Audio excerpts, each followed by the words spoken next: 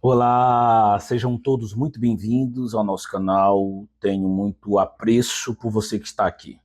Antes de iniciar, quero dizer para você que a fé não é prisão, a fé é liberdade. Vamos dar voz a um depoimento, mais uma história, mais uma vítima, mais uma pessoa que carrega trauma. Pois é, as vítimas existem e essas vítimas carregam traumas, carregam feridas, estão aqui contando as suas experiências, estão tentando se refazer. De repente, você que me assiste foi uma vítima, você gostaria de contar a sua história, você gostaria de falar o seu depoimento, e você pode fazer de três formas: um texto, você pode fazer um áudio, ou você pode gravar uma entrevista ao vivo comigo aqui. Eu recebi uma história, vamos ler a história dessa vítima. O texto diz: a Força Universal, que é o grupo jovem, o lado oculto da escravidão espiritual. Boa tarde. Este é o meu relato, Jobert Rodrigues. Peço que não divulgue o meu nome verdadeiro, pois ainda tenho amigos e conhecidos que permanecem dentro da seita herege chamada Igreja Universal do Reino de Deus. Tenho 23 anos e frequentei a Igreja Universal por cerca de 2 anos.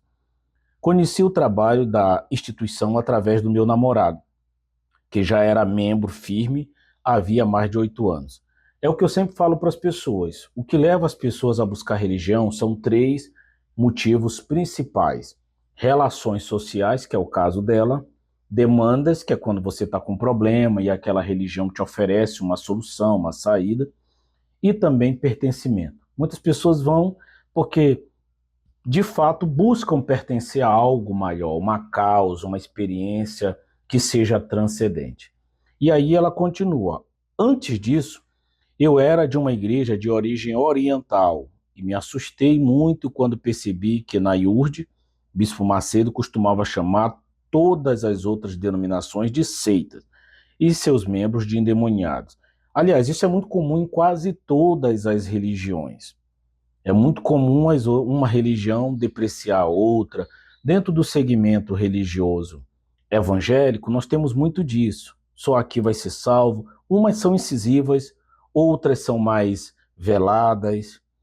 Essas mesmas instituições que se atacam, que disputam mercados e membros, são as mesmas que se unem quando têm um objetivo em comum. Elas se unem, por exemplo, através do gatilho de inimigo comum. Quando um líder é perseguido, ele logo levanta a ideia de perseguição religiosa. Quem será o próximo? Isso visa mobilizar fiéis de outras igrejas para aderir à sua causa. Ela continua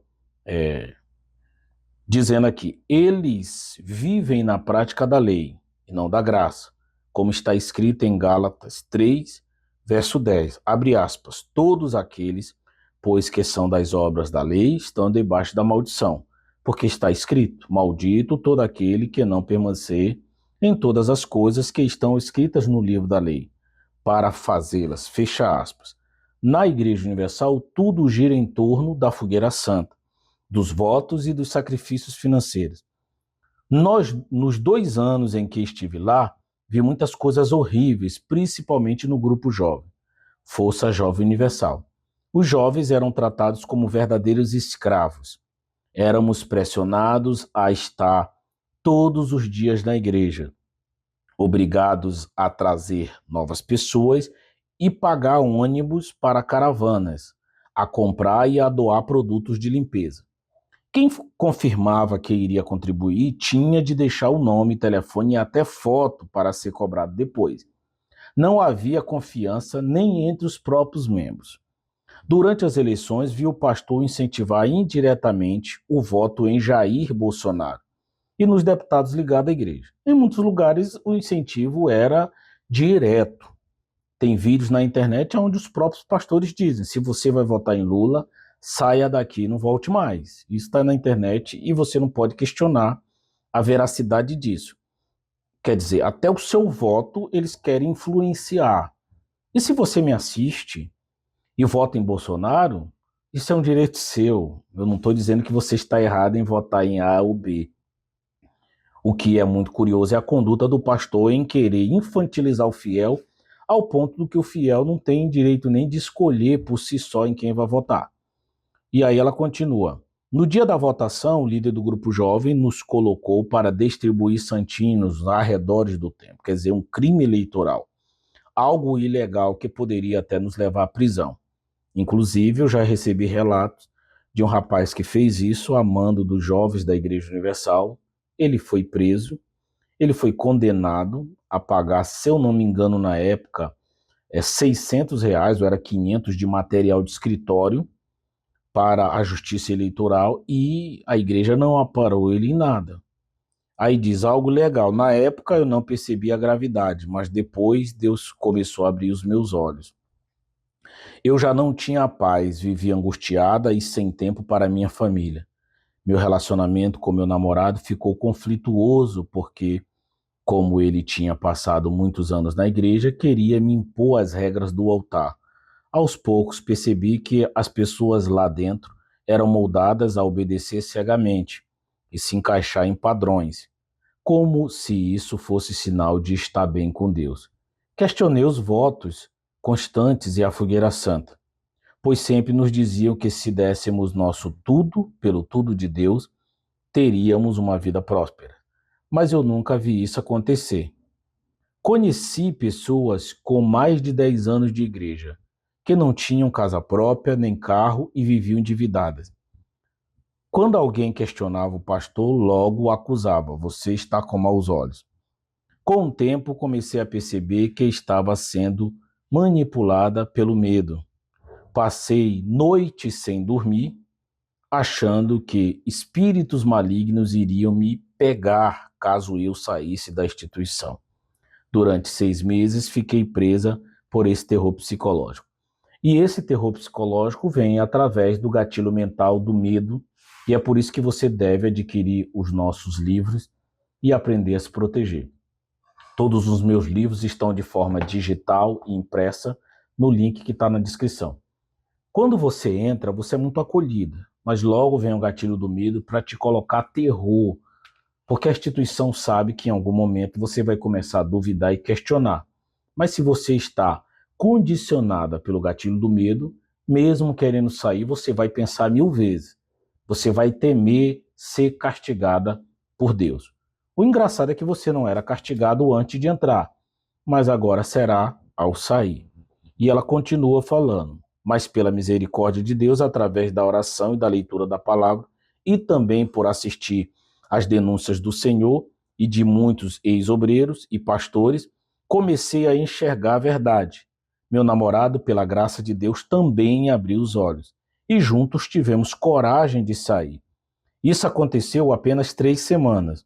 Não tem sido fácil, principalmente para ele, cuja família inteira ainda frequenta a Igreja Universal. O líder do grupo jovem chegou a tentar impedi-lo de sair. Percebemos que nunca tínhamos conhecido o verdadeiro Jesus, porque dentro da instituição não éramos incentivados a estudar de fato as Escrituras.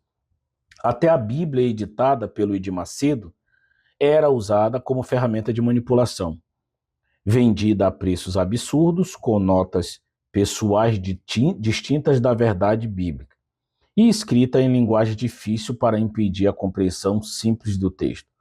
Mais tarde descobrimos que essas Bíblias eram produzidas na China com mão de obra barata e revendida aqui a R$ 150. Inclusive, R$ 150 é a Bíblia normal, que inclusive eu tenho uma bem aqui. Essa é R$ 150. A Bíblia com capa de madeira chegou a ser vendida a R$ 300. E eu tenho provas, como você vê aí, caixas de Bíblias vendidas, compradas na China, e inclusive não era a Igreja Universal que tem CNPJ que comprava essas Bíblias. Essas Bíblias eram compradas pela Rede Record e quando chegavam aqui no Brasil eram vendidas para a Igreja Universal. A Igreja Universal poderia comprar direto essas Bíblias, mas ela usava a Record por quê? Porque é uma forma legal de pegar dinheiro da oferta e jogar na Rede Record. Então a Record comprava por um preço pequeno, chegava aqui no Brasil, a igreja comprava da Record por um preço muito alto.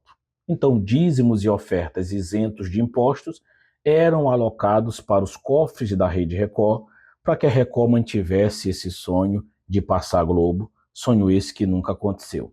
Então ela continua o relato dela, já finalizando. Hoje somos gratos a Deus por ter aberto os olhos. Agradecemos também o senhor, Jobert Rodrigues, por seu trabalho.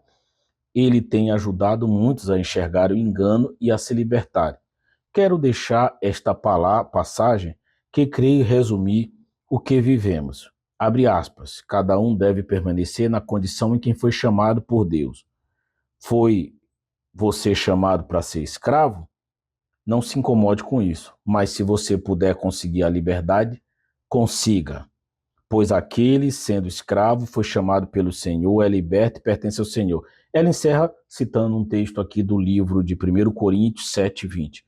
E ela termina dizendo que Deus abençoe o Senhor e a sua família. Enfim, mais uma história impactante, mais uma vítima. E sair dessa instituição não significa que essa história teve um fim. Essas pessoas carregam um repertório de muita dor. Muitas delas passam muitos anos vivenciando esse trauma dia a dia, porque houve um preço. Durante todos esses anos, houve um preço. Muitas pessoas se entregaram tanto que se auto-sabotaram em seus relacionamentos conjugais, em suas carreiras, em seus relacionamentos familiares, sociais. E por mais que essas pessoas saiam, muitos desses problemas que foram causados por conta dessa relação abusiva dentro da religião, eles permanecem. As dores ficam. Não é simplesmente sair, colocar um ponto final e dizer estou livre, leve, solto e tudo ficou para trás. A maioria dessas pessoas carregam traumas durante a vida toda. Espero que você que me assista consiga se refazer, consiga seguir em frente, consiga ser feliz. E quero encerrar falando uma frase poderosíssima. Nenhum abuso merece silêncio. Beijo no coração.